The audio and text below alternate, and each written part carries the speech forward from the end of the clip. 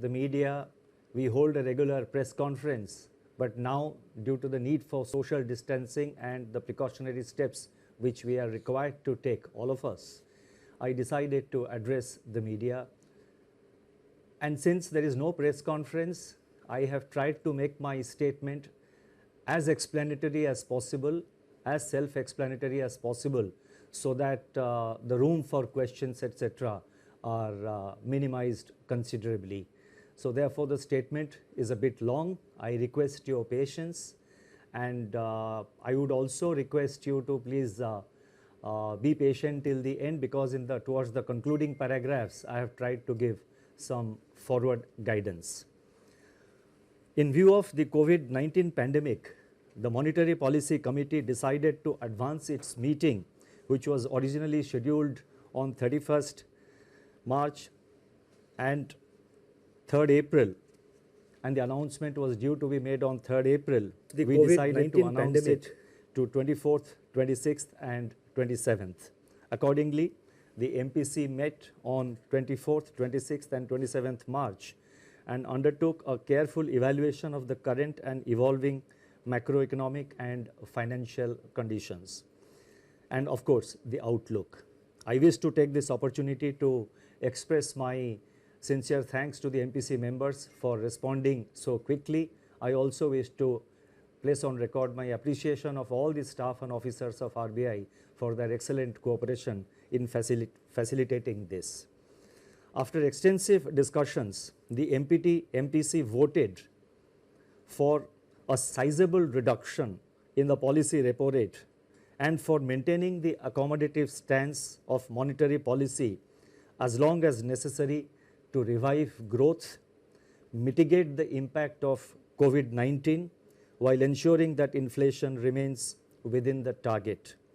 While there were some differences in the quantum of reduction, the MPC voted by a 4-2 majority, that is by a 4:2 majority, to reduce the policy repo rate by 75 basis points to 4.4%. I repeat, the rate cut decision is 75 basis points, and accordingly the repo rate stands reduced from 5.15% to 4.4%.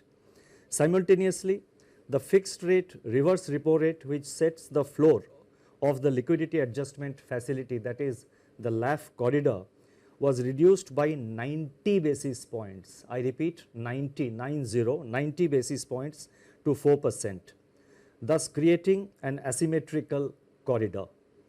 The purpose of this measure relating to reverse repo is to make it relatively unattractive for banks to passively deposit funds with the Reserve Bank, and instead to use these funds for on-lending to the productive sectors of the economy.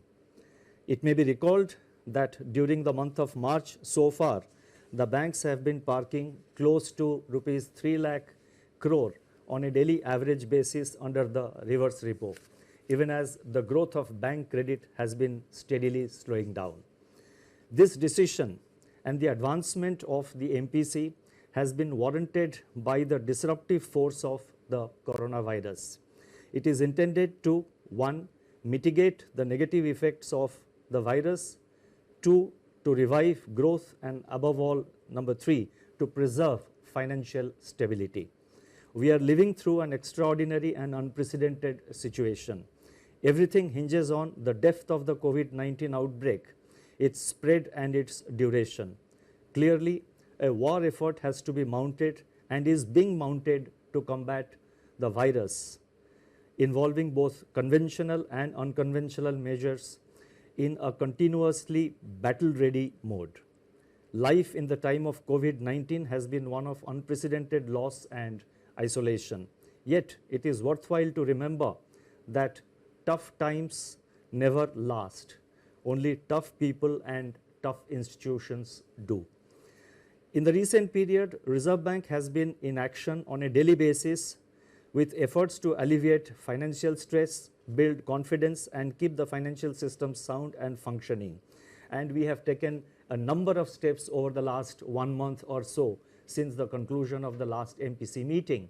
In my statement, I have listed out the measures which have been taken. For the sake of time, I am not reading it out.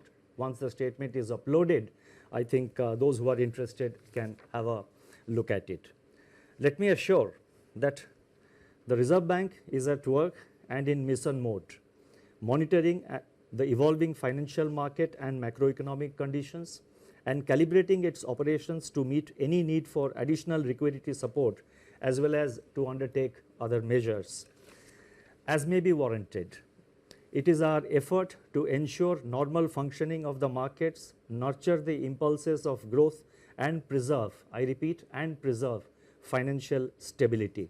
Incidentally, we have in RBI quarantined 150 members of our staff and service providers together with the IT facilitators and the entire IT facility as a part of our business continuity plan. The plan was prepared and executed in a matter of days.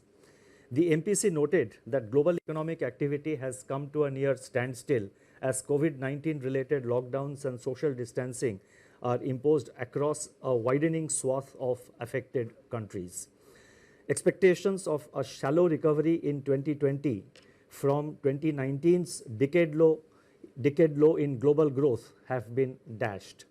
The outlook is now heavily contingent upon the intensity, spread and duration of the pandemic. There is a rising probability that large parts of the global economy will slip into recession. Turning to growth in India, the implied GDP growth of 4.7% in Q4 of 1920 in the second advance estimates of the National Statistics Office, which was released in February 2020, within the annual estimate of 5% for the year as a whole, is now at risk. As regards the outlook for 2021, apart from continuing resilience of agriculture and allied activities, most other sectors of the economy will be adversely impacted by the pandemic, depending upon, I repeat, its intensity, spread and duration. We have to recognize that the government has taken timely and appropriate measures to contain these three factors, that is to contain intensity, spread and duration. And let us all cooperate with the measures announced by the government to deal with the problem, to prevent the spread of coronavirus, to contain it and win this war. If COVID-19 is prolonged and supply chain disruptions get accentuated, now these are risk factors which I am listing out. It all depends how we respond to the situation. I am just listing out the risk factors. Only time will tell how effectively we have acted as a nation and how effectively we have been able to contain the spread of coronavirus and how effectively we have been able to restrict its adverse impact on our growth. So if COVID-19 is prolonged and the supply chain disruptions get accentuated, the global slowdown could deepen with adverse implications for India. The slump in international crude prices could, however, provide some relief in the form of terms of trade gains. Downside risks to growth arise from the spread of COVID-19 and prolonged lockdowns. Upside growth impulses are expected to emanate from monetary, fiscal and other policy measures and the early containment of COVID-19. As regards inflation, the prints of January and February 2020 indicate that actual outcomes for the quarter are running 30 basis points above our earlier projections, reflecting the onion price shock. Looking ahead, food prices may soften even further under the beneficial effects of the record food grain and horticulture production, at least till the onset of the usual summer uptick. Furthermore, the collapse in the crude prices could work towards easing both fuel and core inflation pressures depending on the level of pass-through to the retail prices. As a consequence of COVID-19, aggregate demand may weaken and ease core inflation further. Heightened volatility in financial markets could also have a bearing on inflation. Given this heightened volatility, unprecedented uncertainty and extremely fluid state of affairs, projections of growth and inflation would be heavily contingent on, as I earlier said, the intensity, spread and duration of COVID-19. Precisely for these reasons, the MPC decided to refrain from giving out specific growth and inflation numbers because the situation is fast changing and the outlook is extremely uncertain. In fact, this kind of uncertain outlook has never been seen before. And as I mentioned earlier, I would again like to repeat that if we, all of us, every citizen, every person who lives in this country, if we follow the rules, if we follow the advices given by the government and other authorities, then as a country we should be able to win this war against COVID-19, in which case much of the worries that we have in our growth outlook would get considerably reduced. The MPC noted that macroeconomic risks both on the demand and supply side brought on by the pandemic could be severe. The need of the hour is to do whatever is necessary to shield the domestic economy from the pandemic. The Government of India has yesterday announced a number of measures which are expected to provide relief to various disadvantaged sections of the society.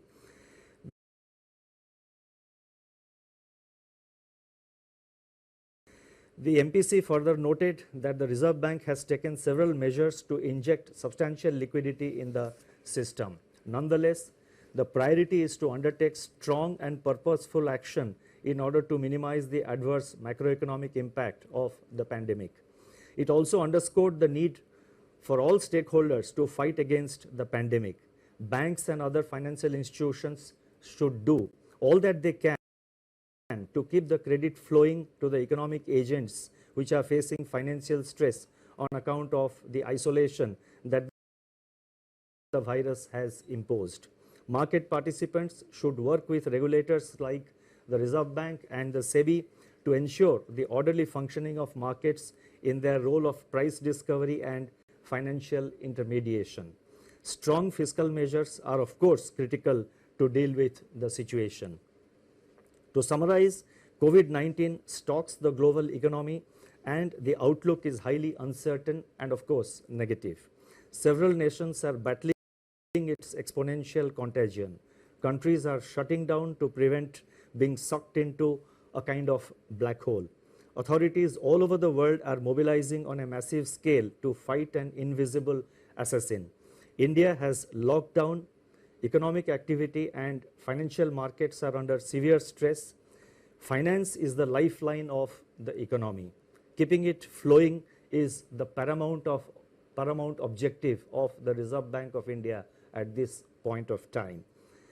The time has therefore now come for the Reserve Bank to unleash an array of instruments from its arsenal to staunch and mitigate the impact of COVID-19, revive growth and above all preserve financial stability. The aggregate action and stance of MPC provides a befitting launching pad. In turn, the configuration of initiatives unveiled in the Statement on Development and Regulatory Policies, which I am now going to spell out, amplify the MPC's decision and leverages on it as well. Accordingly, it is appropriate that the MPC's decision and the other actions which I am now going to elaborate upon should be regarded as a comprehensive package with force multipliers.